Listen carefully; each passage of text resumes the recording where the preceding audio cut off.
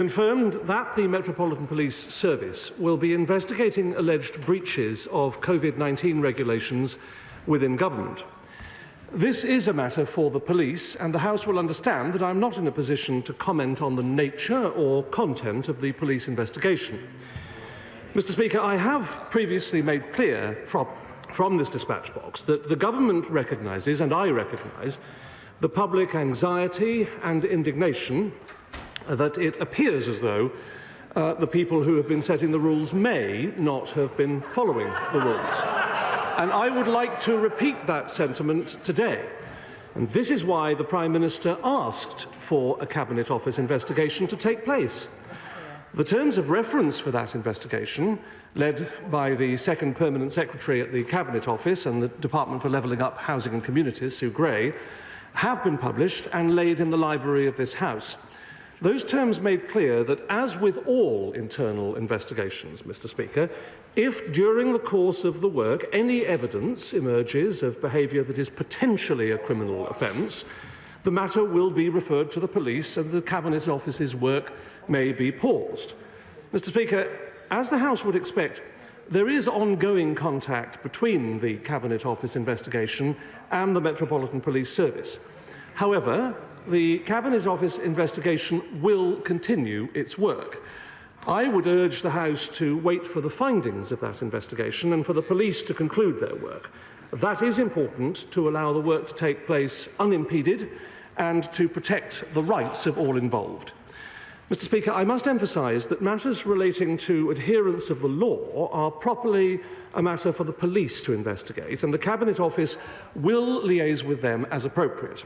Finally, Mr. Speaker, I can confirm that the findings of the investigation will be provided to this Honourable House and made public. Mr. Speaker, the House will understand that there is a limit to what I can say, given that this is an ongoing investigation. I also cannot comment on what is now an ongoing police investigation, and therefore I ask that members of the House let the investigation run its course and do not preempt its conclusions. Angela Rayner.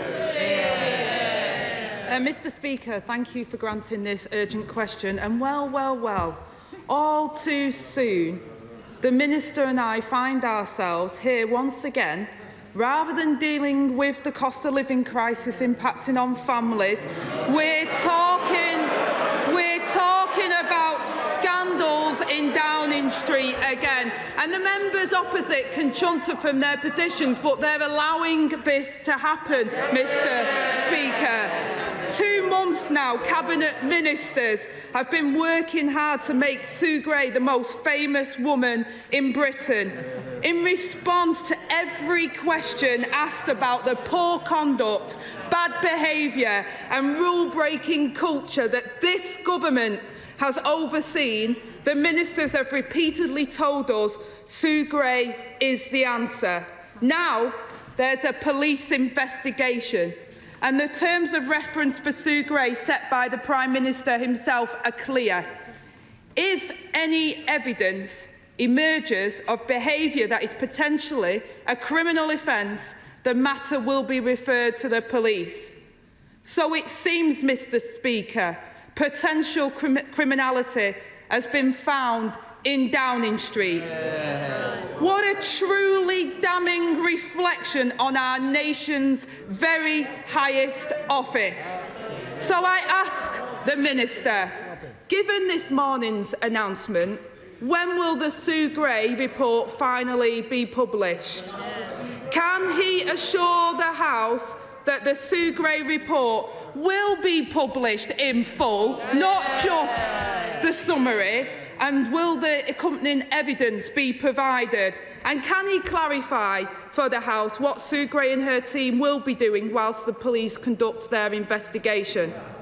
Can the Minister confirm whether the decision to delay the publication of the Sue Gray report was made by the Metropolitan Police or the government? Given this government's record, Mr. Speaker, on lost phones, missing messages and minutes, can he assure the House that all evidence from the Gray inquiry will be properly held by the Cabinet Office? Can he clarify if the Chancellor as a resident of Downing Street, is cooperating fully with the Gray inquiry and if the police investigation, and has he been interviewed?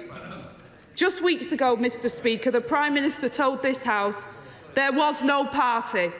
How does the Paymaster General explain that? I know across the country people know enough. They have made up their minds about the Prime Minister, so when will his party catch up?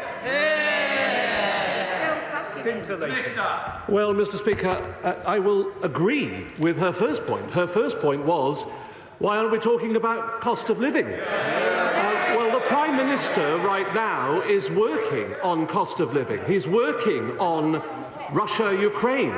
He is doing those jobs, and the Prime Minister is focused on those areas. Mr Speaker, I think she also, in her second point, forgets that the word potentially was used. The reality of the matter is that the fact that the police are investigating the matter does not draw any conclusions. If she looks at the statement issued by the Metropolitan Police Commissioner, Cressida Dick, she has said that, stressed the fact that the Met is investigating does not mean that it will necessarily result in fixed penalty notices in every instance and to every person involved. So potentially is a key and operative word, and she wants to jump to conclusions, but she asks about the details of the investigation. Those are, of course, matters for the Cabinet Office and matters for the police. They're not details of which I would be informed. I wouldn't expect to be informed because the police have independent operational assessment of matters that are before them, and they will conduct the matter as they see fit. Sir Edward Lee. When Europe stands on the brink of war and there is a cost of living crisis, can we please have a sense of proportion over the Prime Minister being given a piece of cake in his own office by his own staff? I completely agree.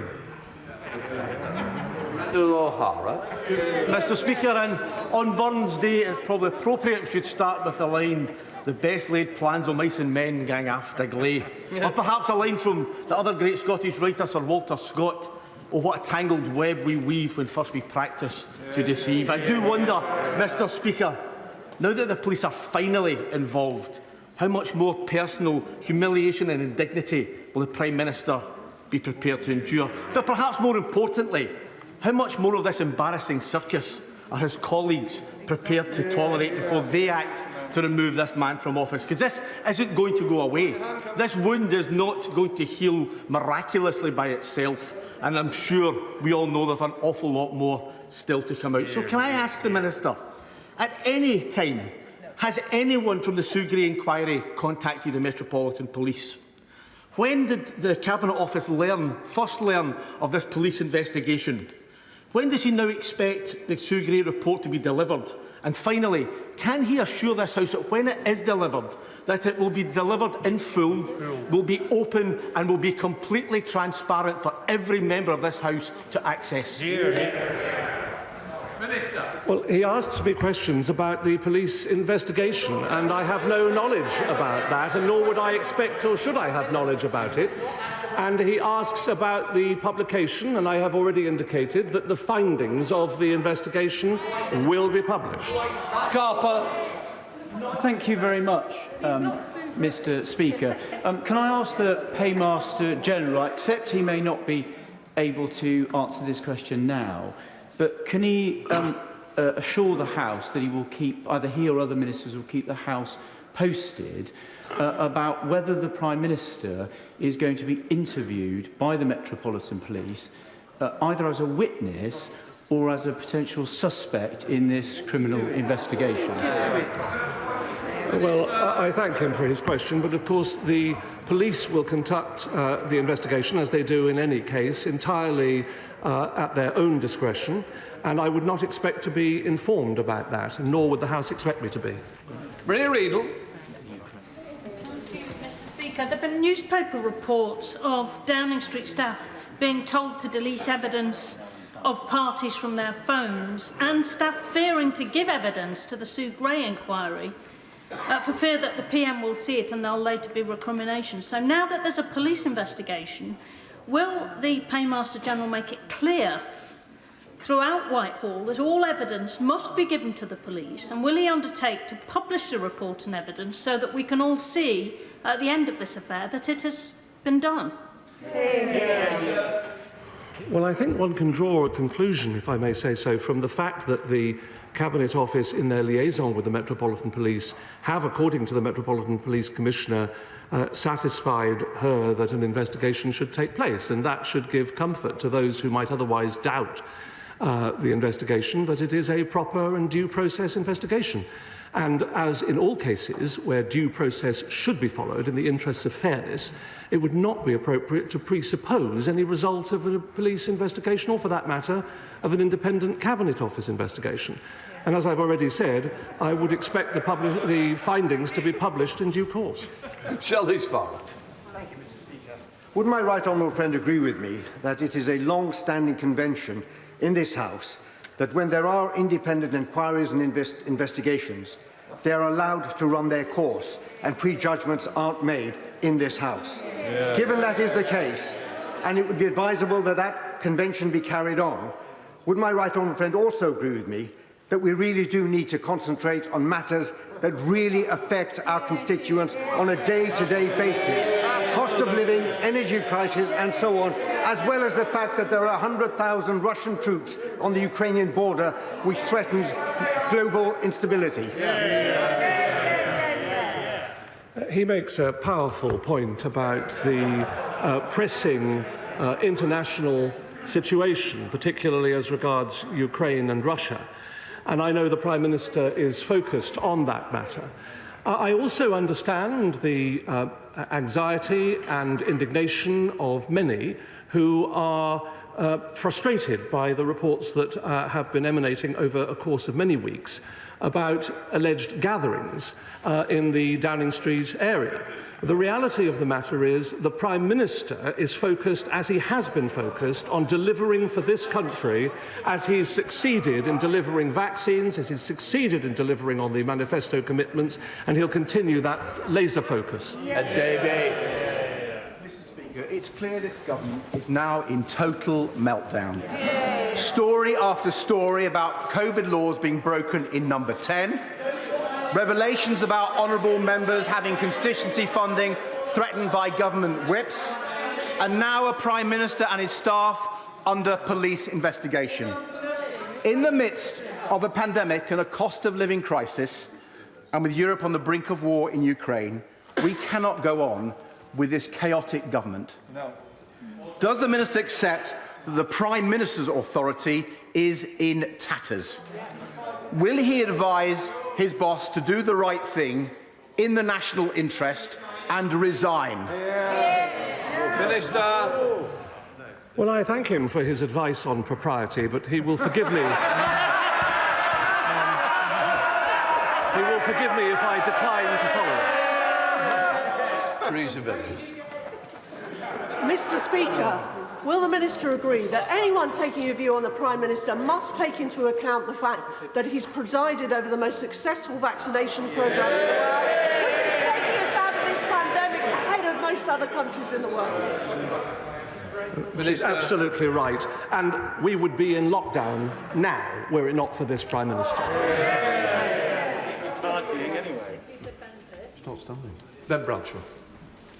Mr. Speaker, is the Prime Minister not simply compounding his previous terrible mistakes by continuing to deny culpability, leading to an unnecessary and expensive police inquiry, when he could do the decent thing and resign? Minister.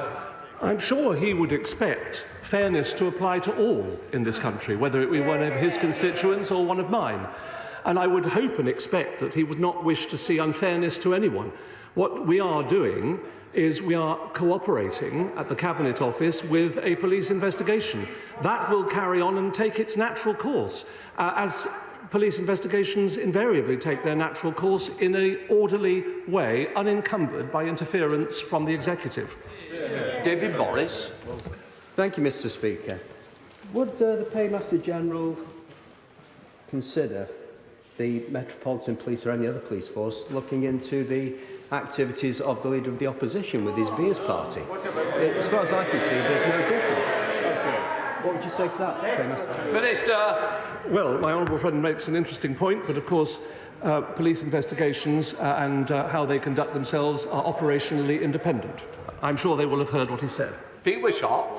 Thank you, Mr. Speaker. Does he not think that it would be a good idea just to set up a police special operations unit and room in number 10 Downing Street? Because whilst they're looking at this one, they could perhaps look at cash for honours, cash for access, PPE for pals, paid advocacy, breaking the ministerial code, and just all the other general Tory badness. Minister.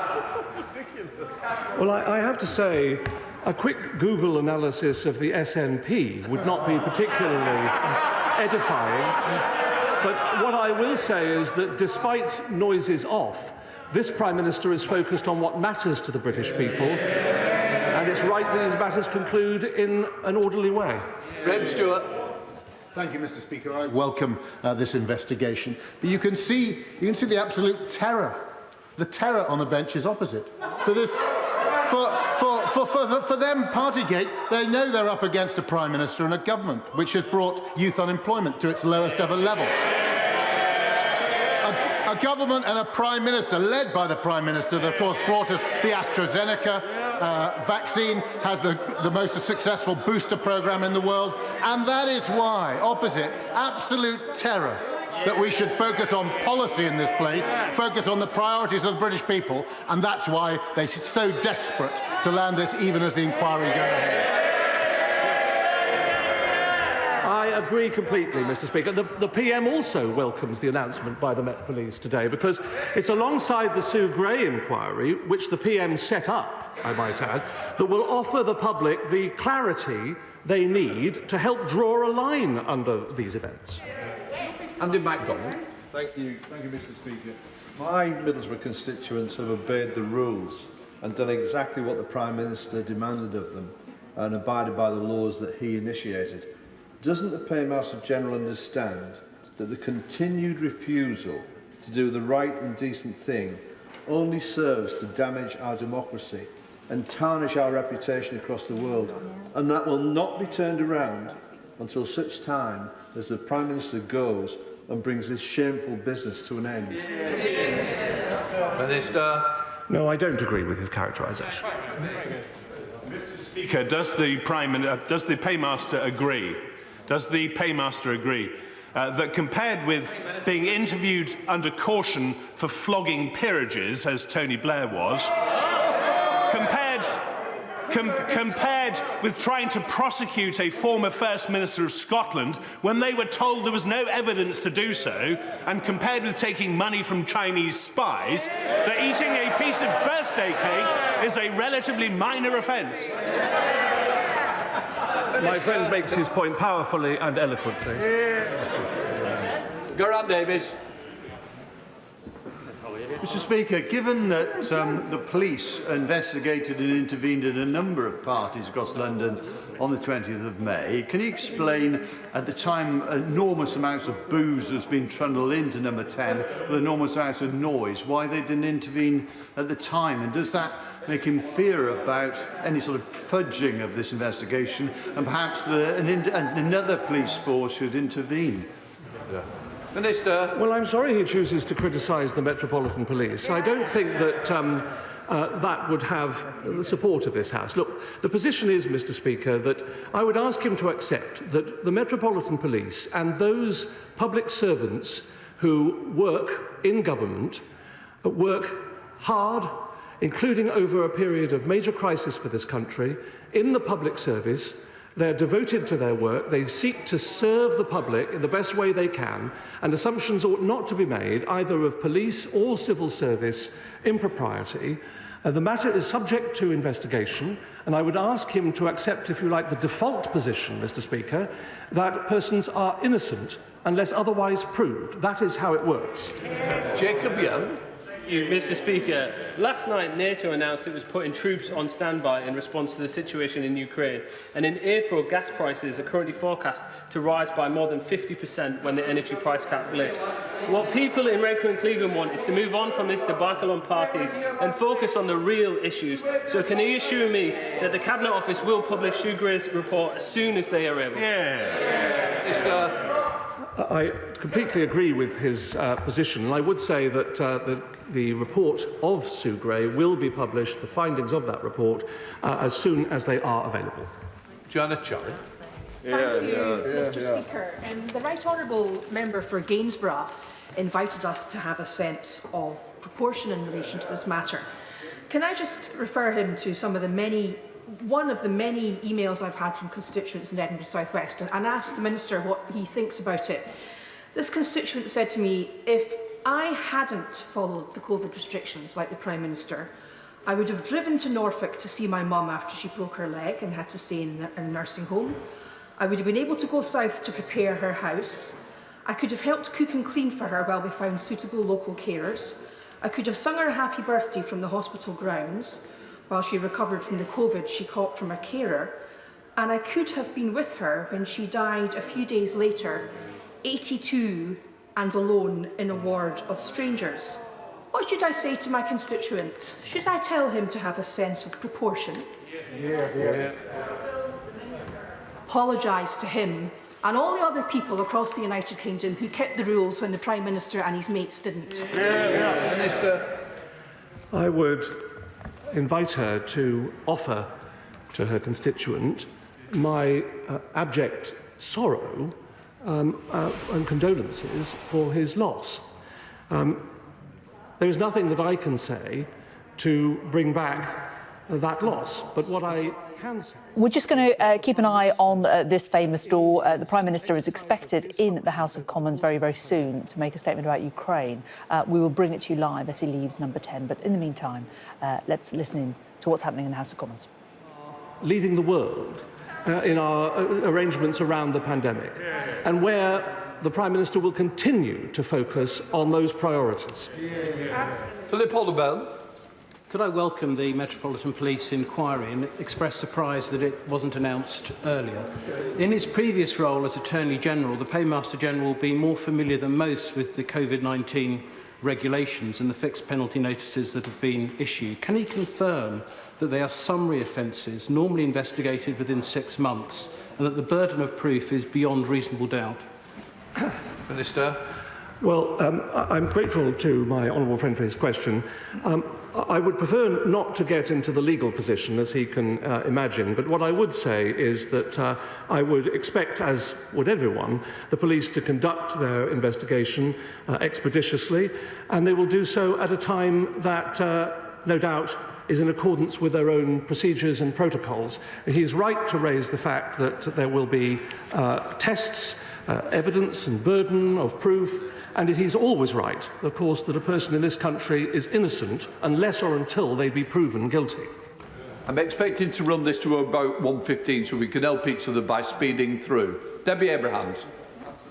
Mr. Speaker, what assessment has been undertaken on the damage that Partygate has on our economy, on inward investment and on the trust that the British people have with this government? Minister. Well, can I invite... She asks what assessment has been made.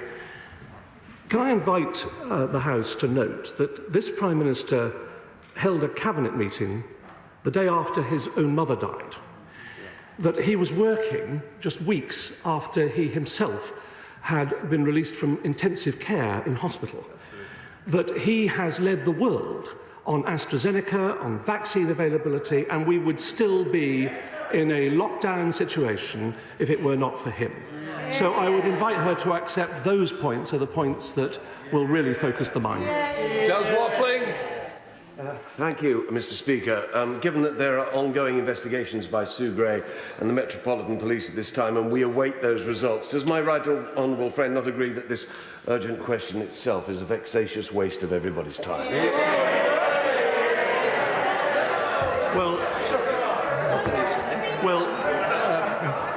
The allowance of urgent questions or a matter... Can I just say to the Minister, I'm sure he's not going to question my judgment because I'm the person that grants them, and I'm sure he'd like to withdraw that step, and it does need answering. Mr. Speaker, at your behest, I withdraw the question. Absolutely. Right, Alison Thewlis. Thank you very much, Mr. Speaker. One of my constituents, Billie Jean, was in touch. Billie Jean was in university.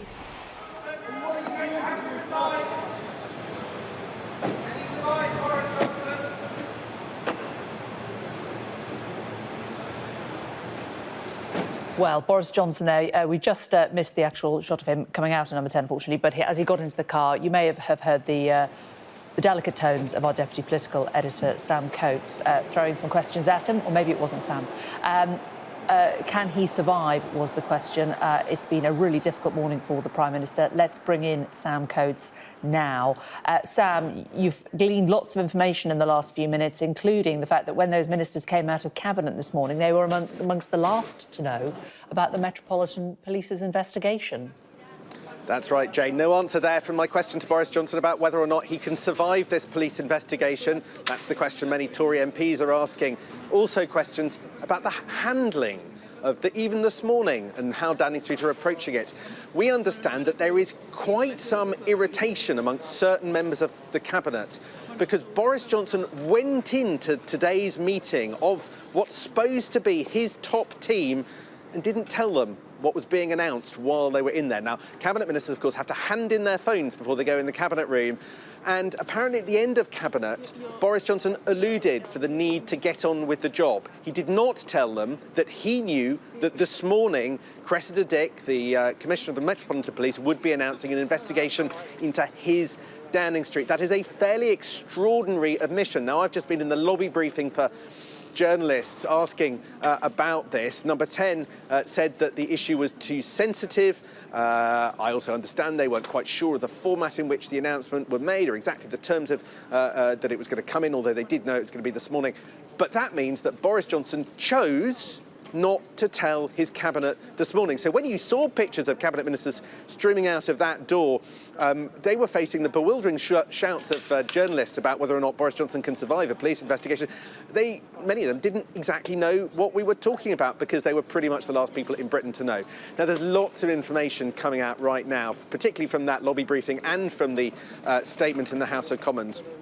We're getting critical information, in particular, about the Sue Gray report. Now, I am told by sources that the Metropolitan Police are quite happy for the whole thing to be published. But it appears that government, somewhere in government, possibly the Investigation Department, possibly Downing Street, we're still trying to get to the bottom of it, have decided that we're not going to get the full thing. Instead, we might get a partial bit of the Sue Gray report on the investigations that the police have decided not to take up. In other words, the bits where it's less serious. So we might get a bit of a Sue Gray report in the coming days, but certainly not the stuff that's at the heart of the allegations that are being investigated by police. An investigation that's going to require the Metropolitan Police to re-interview all the witnesses that Sue Gray interviews. Months. But I think you get a sense of that feeling of political uncertainty. One of the questions I asked at that briefing was whether or not Boris Johnson knows exactly what Sue Gray told the police. What did Sue Gray hand over to the police that triggered this investigation announcement today? Boris Johnson doesn't know. Boris Johnson has not seen what Sue Gray handed to the police. So in many ways, Downing Street's slightly flying blind here. They don't know exactly what the police have got, who said what to whom. They know the broad allegations, and they, of course, know what they did. But the political uncertainty this morning is massive for the Prime Minister, and it will not have endeared him. He will not have endeared himself to his Cabinet, has not endeared himself to his Cabinet by keeping this political bombshell that he knew all the way through Cabinet to himself.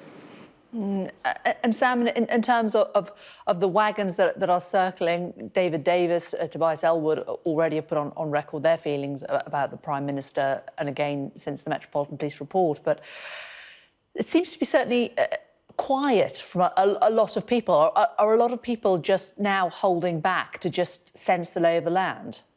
Yes, I think that the scariest sound in politics is silence.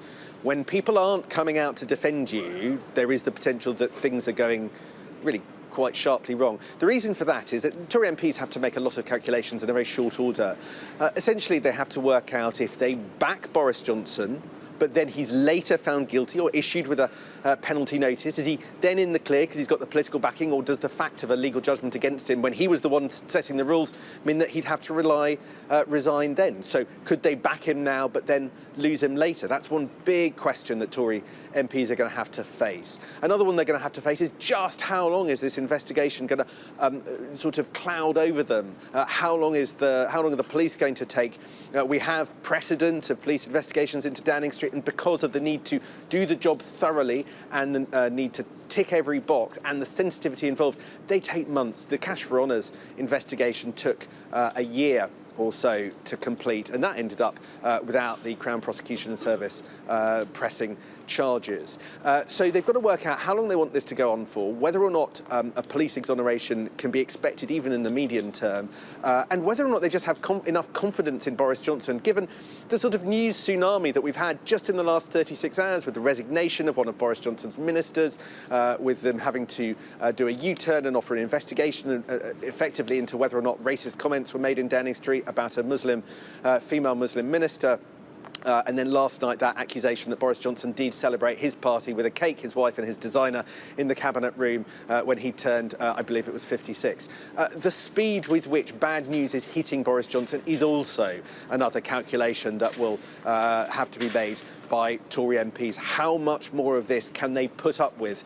How much is there an end in sight, or is this just going to go on and on and on in a way that really hits the political fortunes of the party they hope will win them the next election in a way that just means that they can't?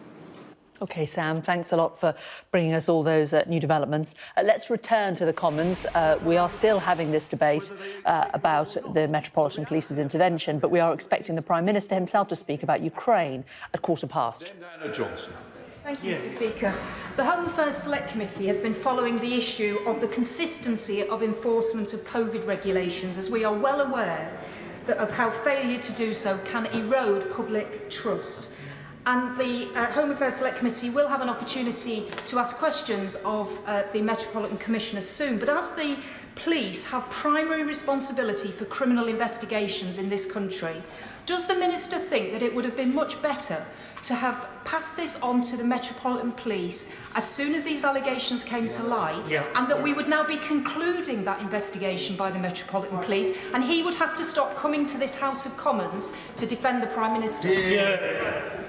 Well, Minister, I know that the Honourable Lady is a very fair chair of the Home Affairs Select Committee, and she will acknowledge that the police have their job to do. It is not a matter for the government or the executive to refer matters. That has been done by the Cabinet Office independently as part of their investigation. And as to the length of the police investigation, we have no idea how long that will be. Mike Wood. Thank you, Mr. Speaker. It's clearly correct that the police should investigate any suspicions of breaches of the law, regardless of who may be involved. Can my right honourable friend assure this House and the country that Sue Gray is being left to conduct her investigation independently and freely, and that there are no barriers to her passing any information she may find that is relevant onto the police about any potential rule breaking? Minister. Yes, I can confirm that, and in fact, the fact that the Cabinet Office has passed matters to the Metropolitan Police is proven by today's news. Williams. Thank you, Mr. Speaker.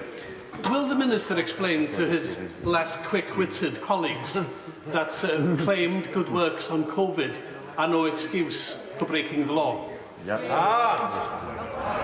Well, no one is proved to have done what he alleges. Thank you, Mr. Speaker. It is absolutely right for there to be a full investigation into these matters, just as it was in terms of the police investigation into the Cash for Honours scandal under the Blair government. And can my right honourable friend assure me that the police will of course be given full cooperation in these matters, as they have been during the Cabinet Office investigation process? Minister. I can assure my friend that full cooperation will be accorded to the police as and if they ask for it. Just Brendan McNeill. Thank you very much, Mr. Speaker. It's quite clear that even after measures, the Prime Minister doesn't want to leave 10 Downing Street. But don't we face the possibility in the UK that the UK's PM might eventually be leaving 10 Downing Street in police handcuffs? Yeah. Minister. No. Justin Mathers. Thank you, Mr. Speaker. On the 8th of December, the Prime Minister told this House, and I quote, "There was no party." Paragraph 1(3) of the Ministerial Code says anyone who knowingly misleads the House will be expected to resign. So why is the Prime Minister still in his job? Minister. Well, if a group of people gather for work, whilst at work they take cake for 10 minutes, then everyone working is permitted reasonable breaks as a part of their working day. So that's one possible interpretation. 10 minutes of eating cake and wishing someone a happy birthday would not a party make. But it is a matter for police investigation, and that is now what's happening. Shannon. Thank you, Mr. Speaker. I thank the Paymaster General for his response to the questions. Each day it now does seem to feel like there are new reports of a suspected lockdown breach. I am pleased, however, that investigations are underway by the Met Police. Can the Paymaster General confirm that any and all findings from these investigations will be disclosed to the media for public reassurance, and that this will be the case for all potential reports of breaches that may yet come before Sue Gray's investigations are included, and that justice will be done? Thank Minister. I can assure him that the findings of Sue Gray's report will be put before this House. Alex Davidson. Thank you, Mr. Speaker. Once again, the Paymaster General has been forced to come to the dispatch box to defend the indefensible, and no one is buying it. Honesty, transparency and leadership should be at the heart of this country's government, but it is severely lacking. So will the Prime Minister now come to this House to set the record straight, tell us exactly what gatherings and parties he attended at Downing Street, or better yet, will he just resign? Minister.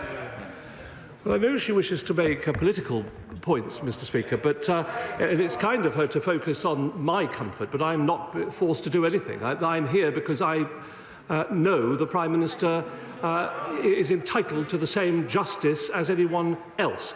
And as far as the opposition are concerned, Mr. Speaker, it's unedifying to make party political points over this matter. The focus of this government is on the primary concerns, which are cost of living, employment, the economy, the situation in Ukraine and Russia, whilst the Police and Cabinet Office conclude their investigation.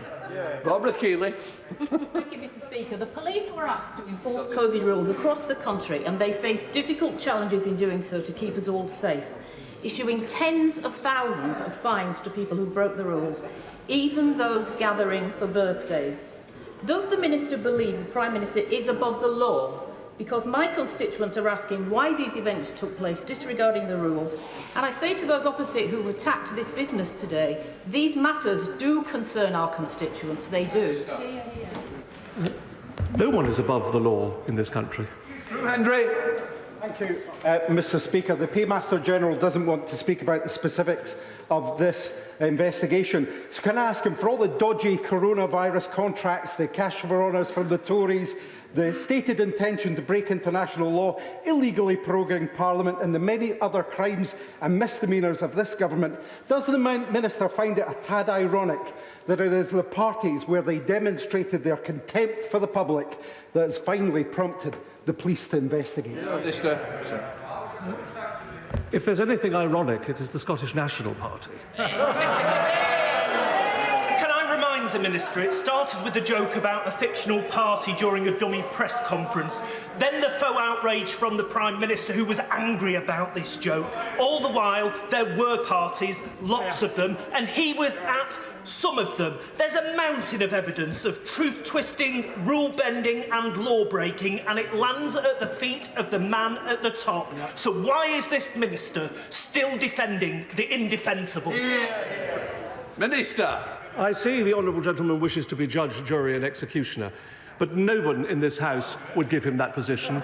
What matters is justice, justice for all, and that will apply in this case as it does in any other. We now come to the statements.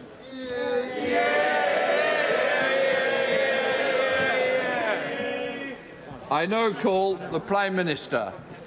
Prime Minister. Thank you, Mr. Speaker. Mr. Speaker, a few weeks ago, I commissioned an independent inquiry into a series of events in Downing Street and the Cabinet Office, as well as some other Whitehall departments that may have constituted potential breaches of the COVID regulations.